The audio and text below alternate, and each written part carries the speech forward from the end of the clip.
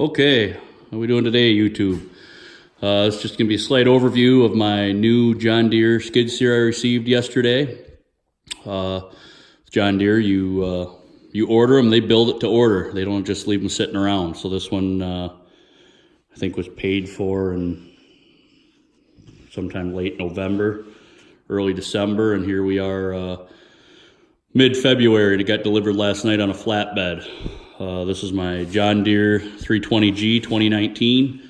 It's replacing a 99 New Holland 665 that burned up in a shed fire.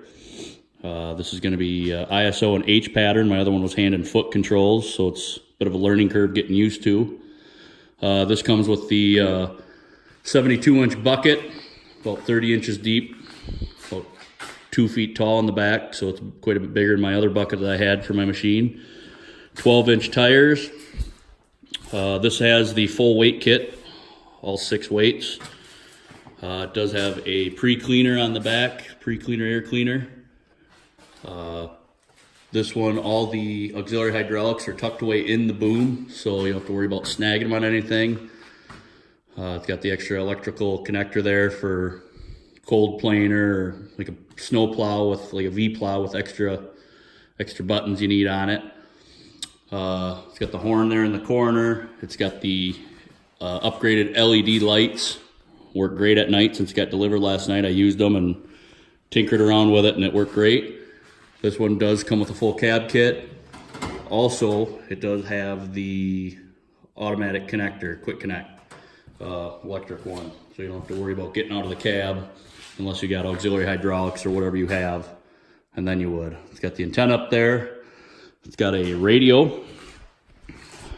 Getting into it here. It's got the cloth heated and air ride seat, so that's going to be kind of nice.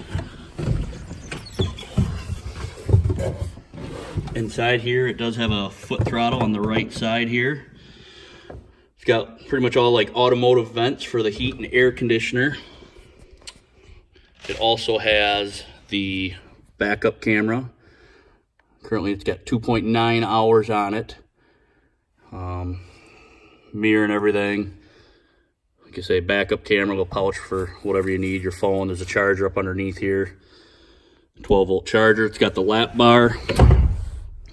Then on the left side, it's got ISO and H pattern. So you can either ISO, you can drive it with the left, and then boom and bucket with the right, or you can go with the H pattern, drive it with both, and then, you know, boom up, down, and then on here, you know, dump, curl.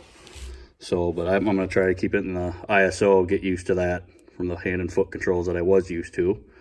Got a horn here. Right here is to lock on the auxiliary hydraulic. So if I got a brush hog I'm just chomping at the bit to use, go ahead and engage it with this rocker switch, and then while you're doing that, you click this button here and it'll keep the flow, constant flow. It is a 2-speed, so here on the trigger you can hit it to your 2-speed. It's supposed to go about 11, just over 11 miles an hour, I think, in your second speed. This side, this is your float trigger here, so once you're going down to do a grading, you can click that same time and your bucket will float. Pad here, like I say, I got a backup camera. I got a radio with Bluetooth on it. Here's my gauge cluster with all my good stuff, fuel, temp, all that, all those fancy lights that tell you what you're doing wrong. Over here, this has the keypad. So there's no key. Just start it by pushing some buttons and away you go. You can lock it with a PIN number with all these 10 numbers here. But once that 4-digit PIN number's in, it's in for life. Whether you sell the machine, trade it, doesn't matter. Up here, of course, we got all the instructions for everything, which is kind of nice, located on the top right, because you're going to need them with everything this does. There's the fan control right here, you know, heat, temp, or hot and cold, and air conditioner.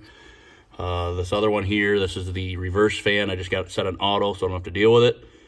Auxiliary, the extra lights. Here's your quick attach.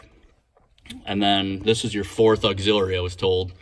I don't think I'll have to worry about it because, yeah, I don't have anything that's going to take that many. So here's your first, here's your second auxiliary, and back this way, here's your third, and then your fourth is going to be this one up here, right there. So the windows do all open, slide and close real easy. I like that, in case you got to talk to someone out there if you're doing some work with someone else. Does have the cab lights, so that'll come on automatically, the courtesy lights, when you shut it down and go to get out. Full door with wiper, windshield wiper fluid, everything. That's pretty nice. You got this bag over here for, I'm assuming, for putting your cell phone in, because up behind it here, there's a charger, 12-volt charger in that as well. It does come with a lap bar, fancy orange seat belt, emergency exit out the back. Don't feel like pulling that, because then you're out with a seal in the window and it'll get pricey. Same with these, I was told, if emergency, if something happens. These are one and done, so once those are off, it's off. The door does come off. There's a little disconnect here for the fluid. There's the sensor parts here, the electronic components to the magnet right here. And then one nut up here. So, and then these pins that just door lifts right off. There is, if something were to happen, run out of fuel or something with the boom halfway up, you can always, since it's electrical over hydraulic, there's down underneath this cover here to the left, there is a T-handle, which you pull it and it bleeds the hydraulic fluid off, so you're not trapped in here. So that's pretty nice.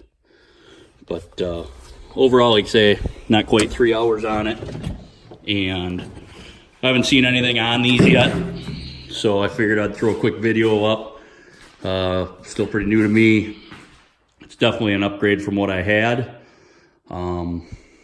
Yeah, so let me know what you think in the comments below if you need to. See you around.